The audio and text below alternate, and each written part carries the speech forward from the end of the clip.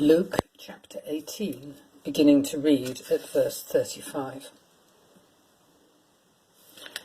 As Jesus and his followers approached Jericho, a blind man was sitting by the roadside begging.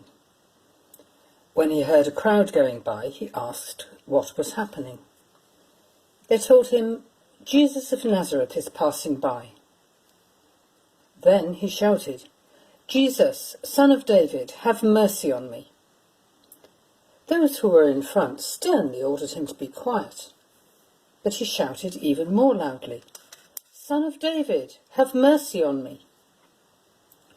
Jesus stood still and ordered the man to be brought to him.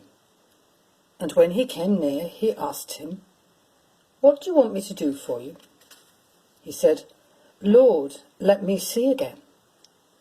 Jesus said to him, "Receive your sight. Your faith has saved you." Immediately he regained his sight and followed him, glorifying God. And all the people, when they saw it, praised God. Jesus entered Jericho and was passing through it. A man was there named Zacchaeus. He was a chief tax collector and was rich. He was trying to see Jesus, who Jesus was, but on account of the crowd he could not, because he was short in stature. So he ran ahead and climbed a sycamore tree to see him, because he was going to pass that way. When Jesus came to the place, he looked up and said to him, "Zacchaeus, hurry and come down, for I must stay at your house today." So he hurried down and was happy to welcome him. All who saw it began to grumble and said, "He's gone to be the guest of one who is a sinner." Zacchaeus stood there and said to the Lord, "Look, half of my possessions, Lord, I will give to the poor. And if I have defrauded anyone of anything, I will pay him back 4 times as much."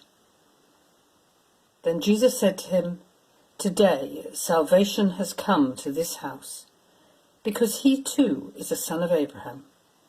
For the Son of Man came to seek out and to save the lost." As they were listening to this, Jesus went on to tell a parable, because he was near Jerusalem and because they supposed that the kingdom of God was to appear immediately.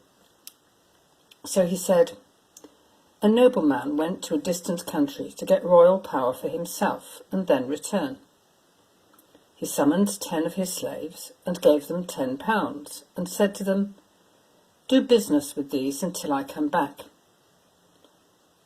But the citizens of his country hated him and sent a delegation after him, saying, 'We don't want this man to rule over us.'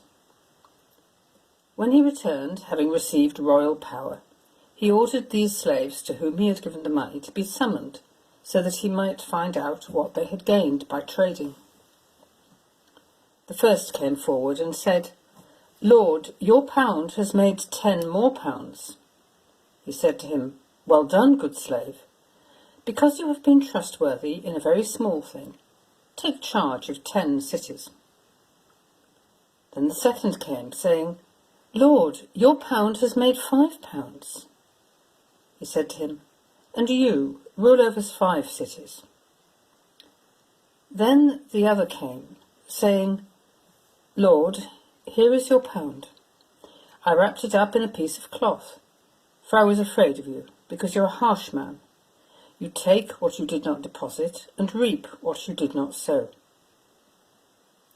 He said to him, 'I will judge you by your own words, you wicked slave. You knew, did you, that I was a harsh man, taking what I did not deposit and reaping what I did not sow? Why then did you not put my money into the bank? Then when I returned, I could have collected it with interest.' He said to the bystanders, 'Take the pound from him and give it to the one who has 10 pounds. And they said to him, 'Lord, he has 10 pounds. I tell you, to all those who have, more will be given. But from those who have nothing, even what they have will be taken away. But as for these enemies of mine who do not want me to be king over them, bring them here and slaughter them in my presence.'" After Jesus had said this, he went on ahead, going up to Jerusalem.